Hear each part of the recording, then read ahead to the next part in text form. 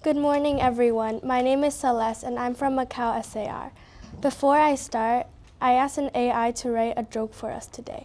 It told me, why did the computer go to the doctor? Because it had a virus.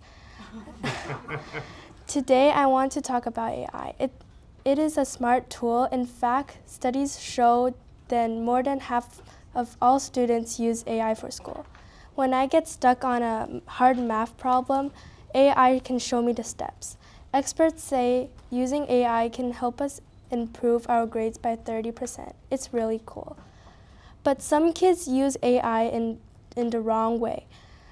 A recent survey found out that one of all 3 students use AI to do all their homework.